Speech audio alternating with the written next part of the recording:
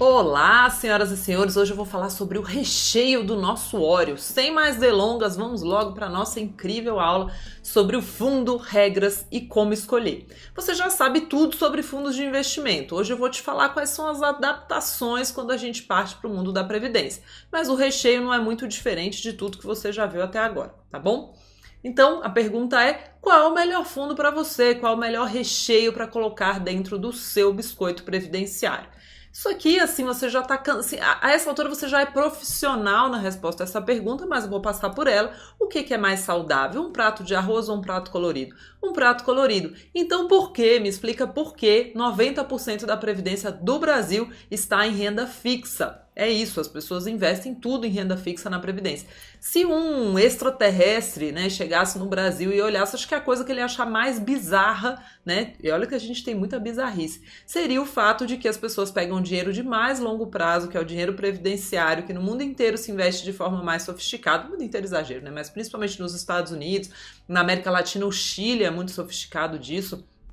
Diversifica, né? Afinal, é o dinheiro de mais longo prazo, é aquele em que você mais pode correr risco, porque quando você corre risco para um dinheiro de longo prazo, você aumenta muito as suas chances de aumentar o seu potencial de retorno sem correr risco demais. Então, o que eu quero para sua previdência é um prato colorido. Ai, Lu, não aguento, eu acho que eu tenho que botar tudo em renda fixa. Tudo bem, você também vai ver aqui que você pode fazer isso, tá? Se você quiser investir em fundos de renda fixa, invista em fundos de renda fixa bons, em que você está pagando justo pelo que te entregam.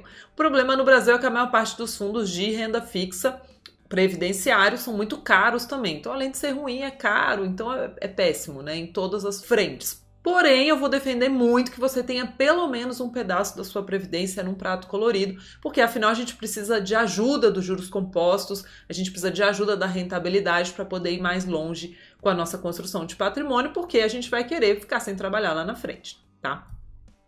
E aqui vou voltar ao nosso queridíssimo David Swensen. O David Swensen, ele é uma grande referência para o dinheiro de previdência porque ele investe dinheiro de longo prazo, um dinheiro que é doado para a universidade e é usado para sustentar a operação da universidade para o longo prazo. A grande graça do endowment, né? Então ele foi CIO por 35 anos, né, da Universidade de Yale, criou essa abordagem de investimentos que ficou conhecida como Yale Model, que é diversificado, né? E olha aqui, nos últimos 10 anos, o endowment de Yale gerou 9,5 bilhões de dólares de retorno, muito melhor do que a média dos pares, né? 9,5 bilhões de dólares de retorno acima da média dos pares, ou seja, realmente faz uma diferença gigantesca a abordagem diversificada que ele faz, a aderência à alocação, você já conhece tudo, mas o mais legal é que tem muita similaridade com o dinheiro previdenciário, porque também é um dinheiro de longo prazo. O grande charme de um endowment bom, que é esse bolsão que sustenta a universidade, ele tem que ser perene, ele tem que gerar renda para a universidade, mas continuar crescendo no tempo, para também gerar renda para as próximas gerações serem sustentadas na universidade, tá? Então ele fala que tem 3 princípios importantes para o investimento de longo prazo. Um é a diversificação de verdade, ou seja, prato colorido. 2 é o viés para as ações, por isso que a gente tem 30% de fundos de ações da nossa carteira e ainda tem as ações dos multimercados.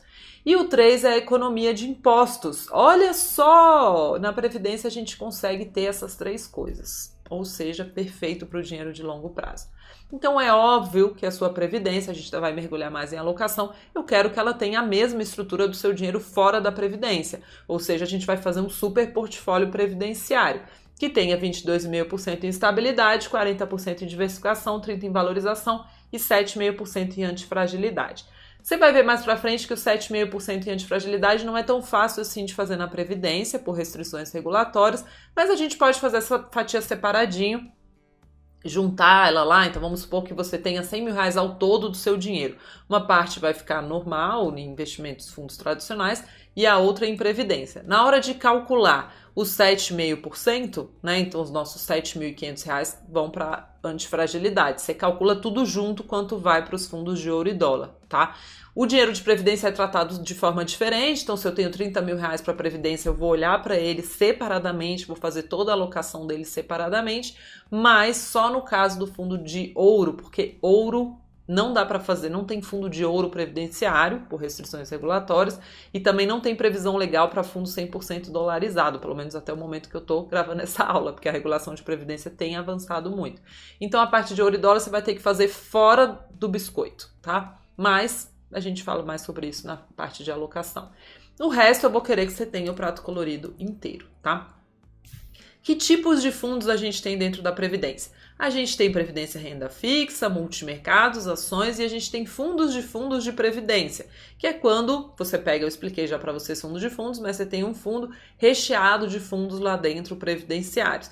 Então você pode ou fazer a sua própria mistura, né? Então pega um de renda fixa, um multimercado de bolsa, eu vou mostrar como fazer isso, ou você pode investir num bom fundo de previdência, que é raro, mas existe, tá? Vou falar mais sobre isso também na aula mais para frente de alocação. E aí o que é muito importante você saber é que a gente já entra numa regra de fundo previdenciário. Um fundo previdenciário, para ser oferecido para público em geral, ele pode ter no máximo de 70% em bolsa. Uma droga de regra essa, tá? Por quê? Porque dentro desse modelo, Lu, mas eu acho que a previdência tem que ser mais conservadora mesmo. Não, conservador tem que ser o dinheiro de curto prazo, o dinheiro de longo prazo tem que permitir ser mais arrojado. E por que essa regra é muito ruim? Porque ela considera que você vai ter um único fundo de previdência. Se eu não falei isso para você até agora, eu vou falar agora. Essa ideia de ter um único fundo de previdência é péssima. Por que ter um só? Você pode ter vários VGBLs, você pode ter vários PGBLs e montar uma carteirinha completa de previdência. Então, se você vai montar uma carteirinha completa, você vai colocar só o que você quiser em bolsa. Então, eu quero ter 30% em bolsa. Só que quando eu colocar 30% em bolsa, ele vai naturalmente ser aguado, porque dentro de cada fundo de ações previdenciárias, a gente vai ter que ter 30% em renda fixa, porque a regra diz isso, tá? Então, isso atrapalha a alocação, isso é ruim, tem várias implicações ruins, mas é a regra, precisamos lidar com ela, tá? E um fundo previdenciário restrito a qualificados, esse já pode chegar a 100% em bolsa.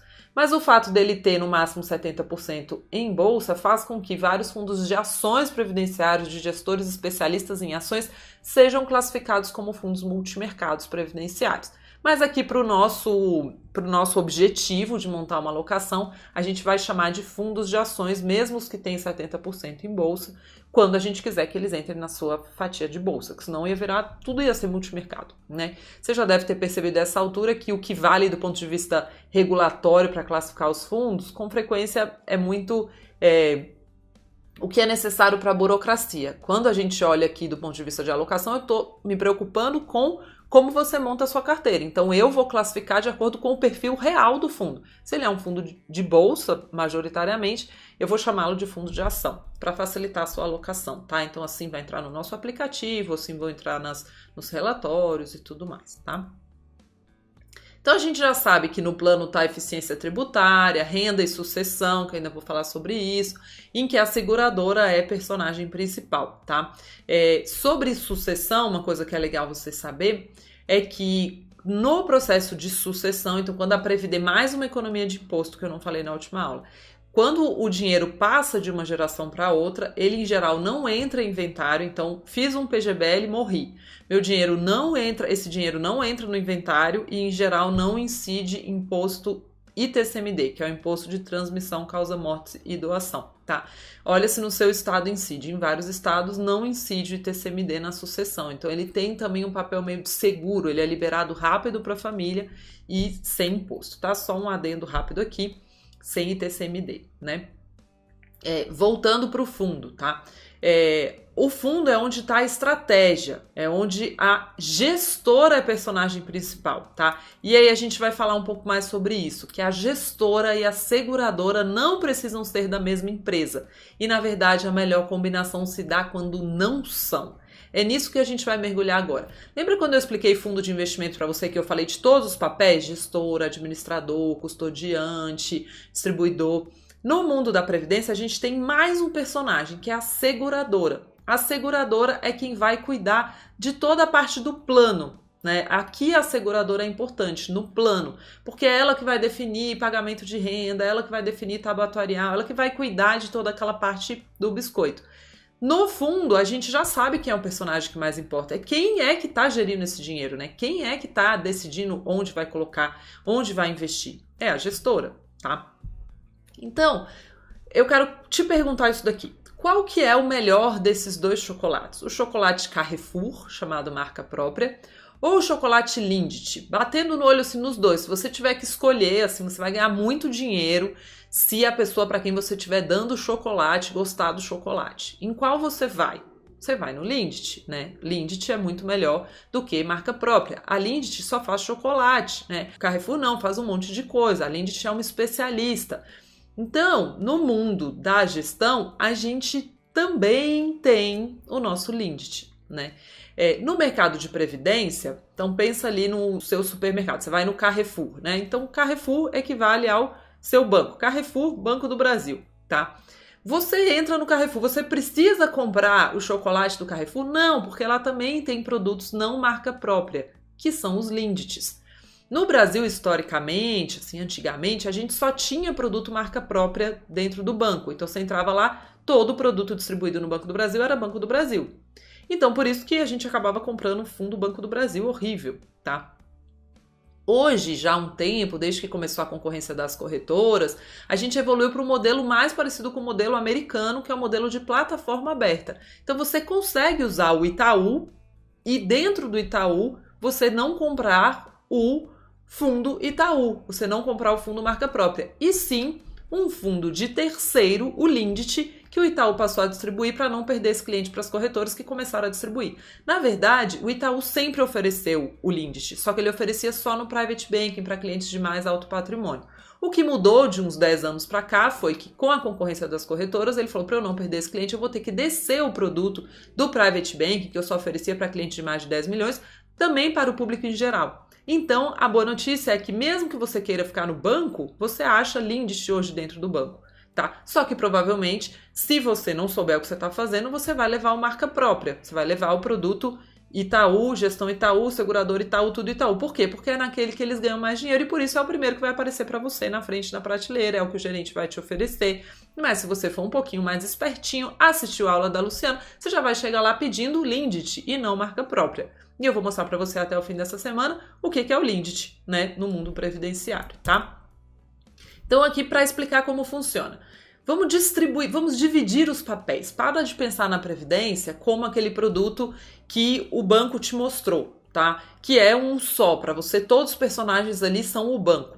Então vamos pensar como funciona. No mundo da previdência, quem te vende o produto é o distribuidor, tá? Então a gente tem o supermercado.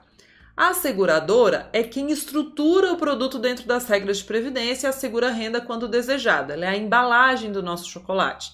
E a gestora é quem investe o dinheiro tomando decisões diárias sobre posições em moedas, juros ou ações, que é o nosso chocolate. Então a gente tem aqui 3 papéis: quem vende, quem assegura e quem gere. Vamos dividir esses 3 papéis na previdência. Então vamos pegar aqui um produto, tá? Que a maioria é assim. A gente tem um supermercado, vou usar aqui o Banco do Brasil porque é a maior seguradora do Brasil. Quem te vendeu o produto? O Banco do Brasil. Ah, não, Lu, foi o RH da minha empresa. Provavelmente um convênio com o Brasilprev, porque eles historicamente fazem muitos convênios. Então, o supermercado, o distribuidor, agência, Banco do Brasil. Quem assegura o produto? Quem estrutura o produto dentro das regras de previdência, assegura a renda? É a seguradora do Banco do Brasil, Brasilprev.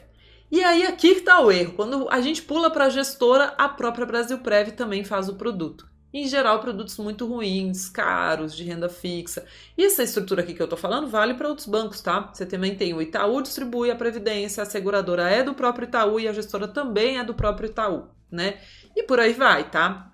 A Icatu também tem produto em que a Icatu distribui, ou às vezes ela usa as corretoras para distribuir o próprio produto, a Icatu assegura e a Icatu gere. Normalmente esses produtos que têm os 3 personagens dentro do mesmo lugar são ruins. Por quê? Porque é como um produto marca própria. O Carrefour, nossa, é incrível o Carrefour, ele consegue vender, fazer chocolate, papel higiênico, sabão em pó. Claro que ele não vai ser tão bom em fazer tudo isso quanto um especialista. Por isso que a gente precisa separar o papel do gestor, né? Tudo bem o distribuidor seu banco, se você prefere, pode ser a corretora também. As corretoras hoje distribuem previdência. Tudo bem a seguradora ser o banco ou a corretora, porque também tem, tá? Você vai ter lá produtos que o BTG distribui, o BTG assegura, o BTG gere. Não são os meus favoritos. A XP distribui, a XP assegura, a XP gere. Não são os meus favoritos. Os meus favoritos são aqueles em que a distribuidora e a seguradora vão ser grandes bancos ou grandes corretoras, Vai ser o Itaú, vai ser o Banco do Brasil, vai ser o Santander, vai ser o BTG, vai ser a XP, vão ser. Porém, a gestora não deveria ser. A gestora deveria ser alguma empresa escolhida como a gente escolheu até aqui, considerando questões qualitativas de equipe, retornos quantitativos históricos, se é renda fixa não pode ser caro, todas aquelas regras que a gente usou para analisar fundos de ações, multimercados, renda fixa, elas têm que entrar na gestora, porque aqui tem que ser Lindt, aqui você tem que ter o melhor, é o seu dinheiro de longo prazo, é o seu dinheiro da Previdência. Então a gente vai separar, né, esses três papéis, tá? Então aqui só para desenhar isso na sua cabeça e a gente vai chegar nas recomendações. Distribuidor pode ser qualquer corretora, pode ser qualquer banco. A seguradora, a gente gosta que sejam empresas sólidas, bem reguladas, ligadas ou não a bancos e corretoras. Por exemplo, a Icatu, apesar das pessoas confundirem com o Itaú, não tem nada a ver com o Itaú. A Icatu é uma seguradora super sólida, com um baita histórico, super legal. E é sólida, bem estruturada. Aqui, a SUSEP, o órgão regulador do mercado de previdência, ela entra com muita atenção. Ela exige que as seguradoras tenham reservas técnicas, então assim, você tem que ter uma reserva aqui para arcar com um pedido de renda, por exemplo. Tem muito controle regulatório na seguradora. A seguradora vai ser sempre um grande banco, uma grande corretora ou uma grande empresa, uma empresa sólida. E a gestora, né, não precisa ser ligada a nenhum banco ou corretora, porque essa aqui não é a pessoa que vai cuidar do seu dinheiro, não é a pessoa que vai cuidar da sua renda, o seu dinheiro não vai ficar lá nessa empresa, é quem vai decidir como vai ser investido o dinheiro, tá? Então, na hora do fundo, a gente está escolhendo gestora, a gente não está escolhendo segurador ou distribuidor, tá bom? E aqui, lembra que eu fui falando para você que a regra de fundos, né, os fundos eles têm regras próprias na Previdência? Você já sabe como funciona a análise de fundos, a gente não precisa passar por tudo isso de novo, até porque vão ser os mesmos gestores que a gente aprova em fundos tradicionais. Em geral, a gente também aprova no produto previdenciário, se for muito similar ao original, alguns a gente não aprova, tá? Mas a regra é levemente adaptada porque o órgão regulador de previdência põe um monte de restrição para o fundo. Então, como eu expliquei, para público em geral, o fundo pode ter no máximo 70% investido em ações. Tem prazo de resgate, de carência entre um resgate e outro. Vou falar isso mais sobre na hora de converter a sua previdência em renda. Então, diferentemente de um fundo tradicional, quando você vai resgatar dinheiro de previdência, você resgata uma vez. Você tem que ficar 60 dias antes de resgatar de novo. Isso vai ser importante para você se organizar na fase de usufruto do dinheiro. Isso aqui é uma regra bizarra, que as ações de empresas ligadas à seguradora são vetadas. Então, imagina um fundo da seguradora do Itaú, mas que é gerido pela Brasil Capital. Se a Brasil Capital comprar Itaú, ela não pode botar dentro do fundo previdenciário dela, porque a seguradora é Itaú. Então, essa regra também faz com que eles tenham que adaptar a estratégia do fundo. No máximo, 20% em ativos sujeitos à variação cambial. Limite de 15% por ativo, tá? Então não pode ter mais de 15% num único ativo. E também limites de alavancagem que estão cada vez mais leves, tá? E o resgate deve ser pago em até 10 dias úteis. Então você não vai conseguir fundos com carência tão longa na Previdência. Isso também torna a estratégia um pouco mais aguada. Então o fundo de crédito, por exemplo, aqui ele não vai conseguir ser D30, D45. Então o que ele faz? Ele põe mais caixa e por isso ele tende a render menos do que o fundo original, tá? Isso pode ser compensado se, né? Qual é o tipo de fundo previdenciário que eu mais gosto? O que busca, ao máximo, perseguir a estratégia original fora da Previdência.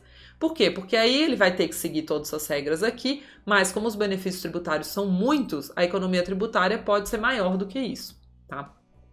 Nem sempre vai ser. Por isso que eu gosto de ter fundos previdenciários e fundos tradicionais andando lado a lado na minha carteira. Porque no caso do previdenciário eu vou ter uma economia tributária e no caso do fundo tradicional eu vou ter o máximo potencial do gestor agindo, tá bom?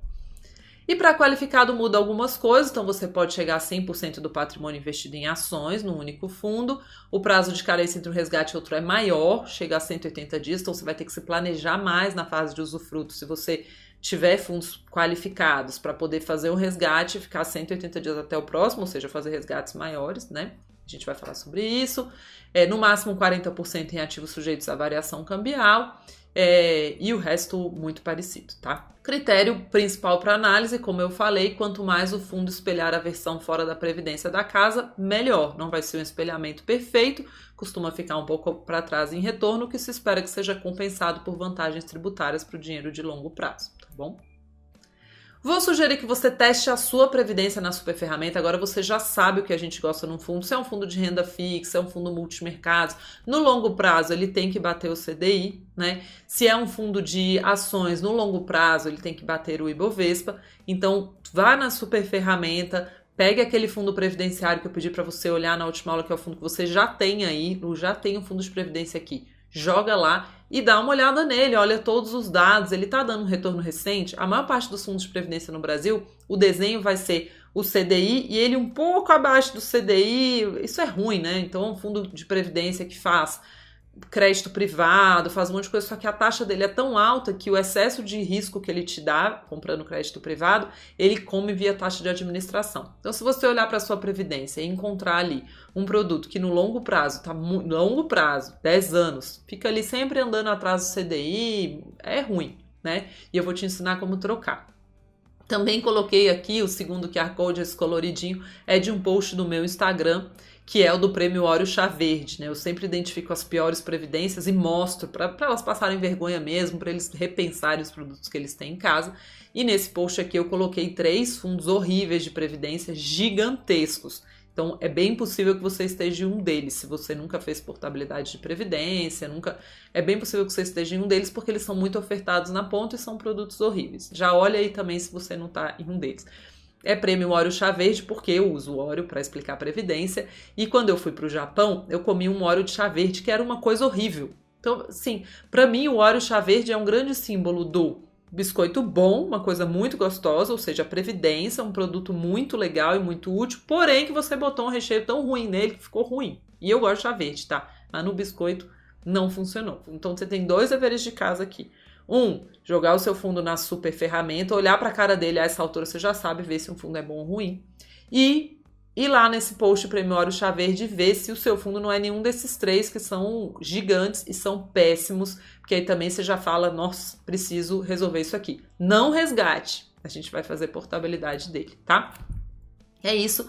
Amanhã, antes da gente ir para a alocação em si, eu quero falar um pouco da fase de desinvestimento, a fase de conversão em renda na nossa aula 28. Até mais, obrigada, um beijo, tchau, tchau.